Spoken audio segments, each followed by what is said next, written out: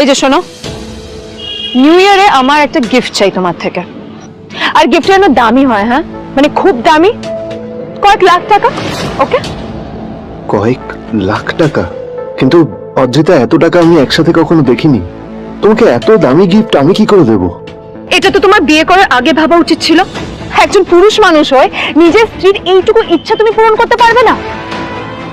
স্ত্রীর এই কথাগুলো নীলকে আহত করে। নিঃশব্দে ওখান থেকে চলে যায় নীল।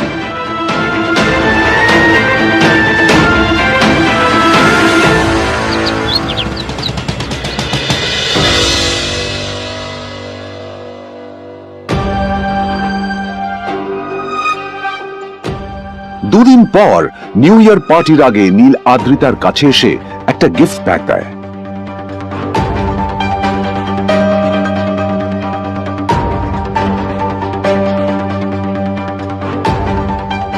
আদ্রিতা মুখ বেজার করে বাক্সটা খুলল, তবে তারপর বাক্সের ভেতরে গিফটটা দেখতেই ও চমকে গেল।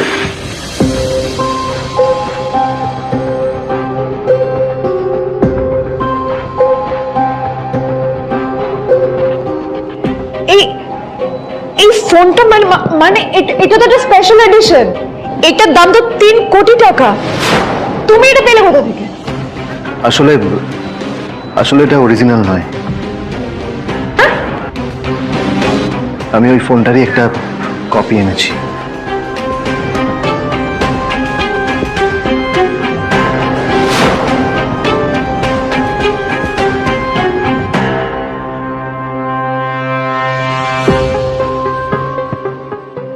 কিন্তু আদ্রিতার নীলের কথা একটু সন্দেহ হয়, কারণ ফোনটা দেখে একেবারেই আসল বলেই মনে হচ্ছিল।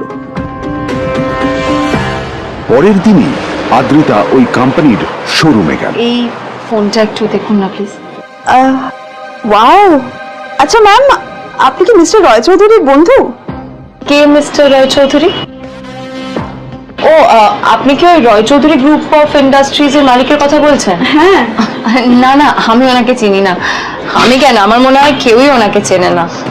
বড় বড় মানুষেরাই ওনা দেখা পান না। আমিও কোনোদিন ওনাকে দেখিনি।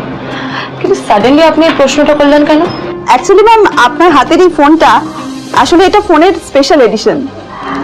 এই কাটিং, এই ডিজাইন, এই লোগো, এটা জাল করা ইজ নেক্সট টু ইম্পসিবল। আর গোটা ভারতে বিক্রি হওয়া এই ফোনের সেকেন্ড পিস এটা, যেটা মিস্টার রয় চৌধুরী কিনেছিলেন। সেজন্যই জিজ্ঞেস করছি ম্যাম, আপনি এই ফোনটা কোথা থেকে পেলেন?